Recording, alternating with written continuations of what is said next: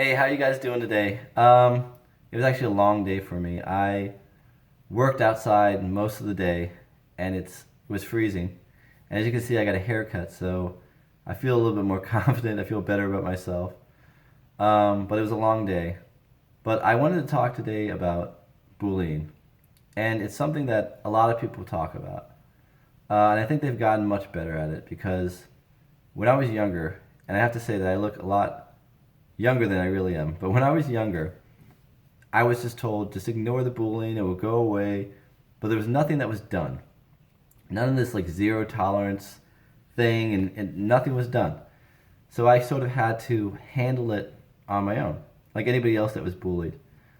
But I want to talk about my bullying story because it's something that has affected me even as an adult. The way that I deal with people and the way my confidence and things like that is a result of the bullying. And it was actually not, it was a short bullying, but it was so intense that even now as an adult, I'm still dealing with like the ripple effect.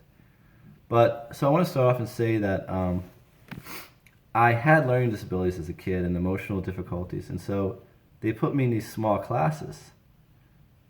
And everything was going okay. My teachers treated me all right. The students treated me all right. My parents, my brother, like nobody really uh, treated me any differently. I didn't know I was different, really. So it was kind of like a protective environment up until I was in third grade. And so they sent me to the mainstream class, which is where all the regular kids were.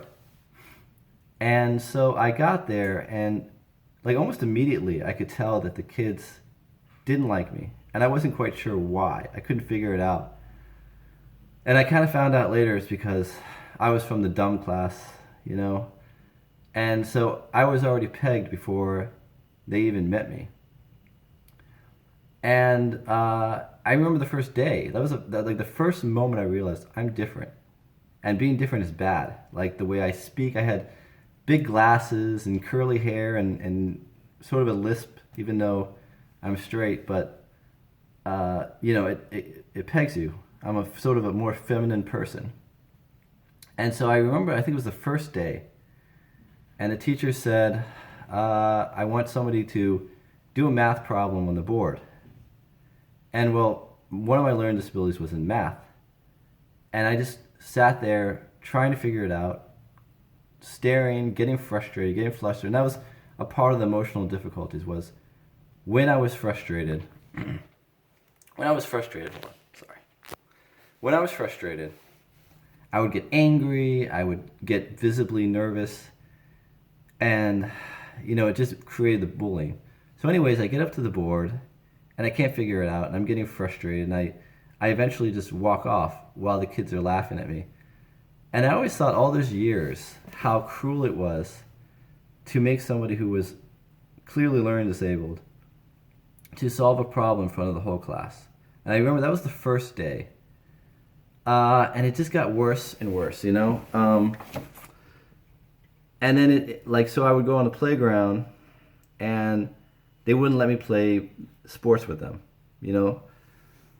And I just felt excluded. I felt excluded. Mostly boys. And it went on and it went on. There were things where people would take my jacket, they would take my hat. And really the only ones that helped me were the girls. And it's funny because at the time they were like, oh, you could sit with us, we'll be your friends. And if I had known that, I certainly would have chosen that route. But I thought if I hang out with the girls, then it's going to make me weak and it's going to make the bullying even worse. So I pretty much just stayed to myself. And it just got progressively worse. And there was one kid in particular that sort of created the bullying, and everybody sort of followed him.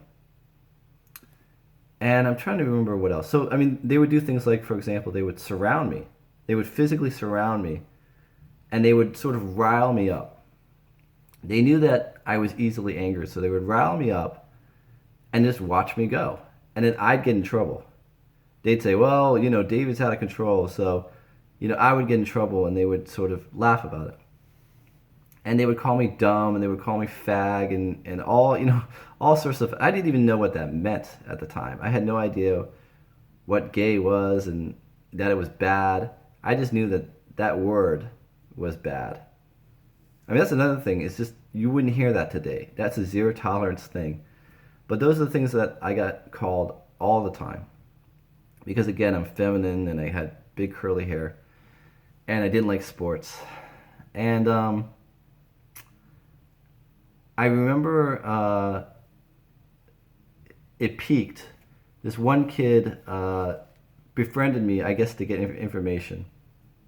And again, I was a kind of trusting kid. I was a very trusting kid. And I had some kind of private surgery, and I told the kid about it.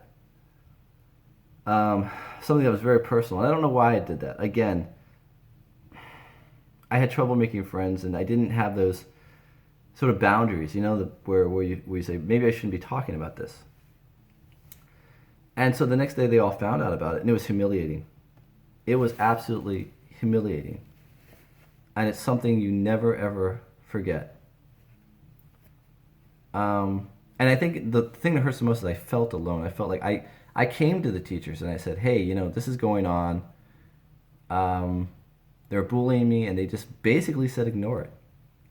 And then again, like at lunchtime, the girls would try let me sit with them, and I said, no, I don't want to do that. So I would sit by myself.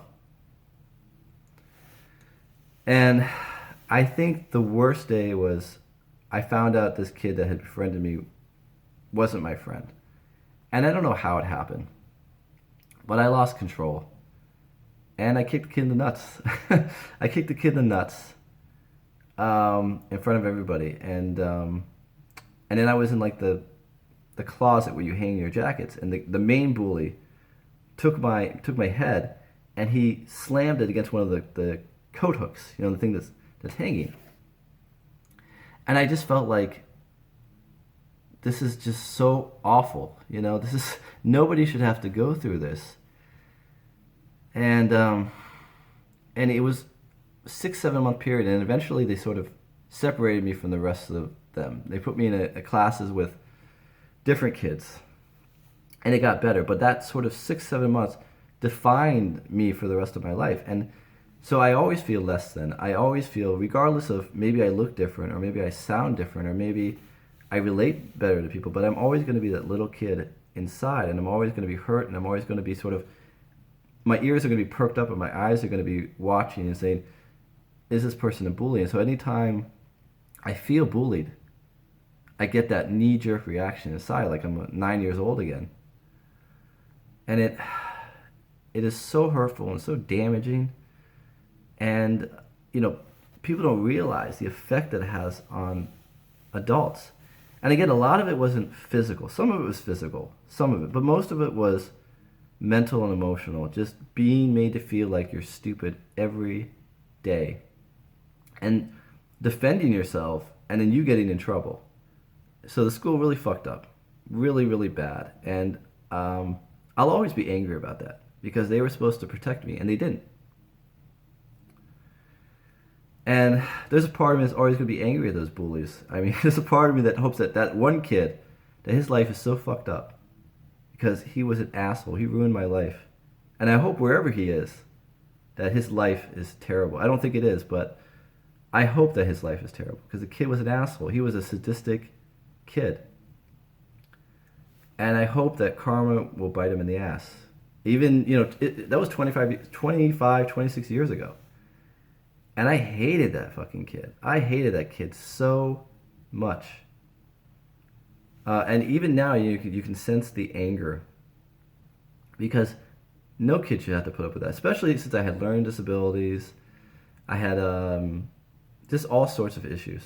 Family issues, things going on. And I didn't need that shit. I didn't, school was supposed to be a safe place. And it wasn't a safe place. And I don't trust people fully because the people that were supposed to protect me failed me.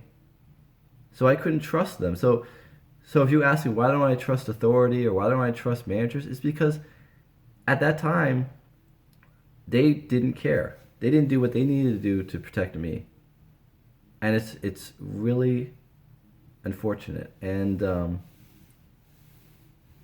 I know there's a kid out there right now that's getting bullied, and I'm on the autistic spectrum. I didn't know it for a long, long time, but there's a kid now who's probably on the autistic spectrum, who has social anxiety, who is getting bullied, who's getting the shit kicked out of him, and nobody's doing anything.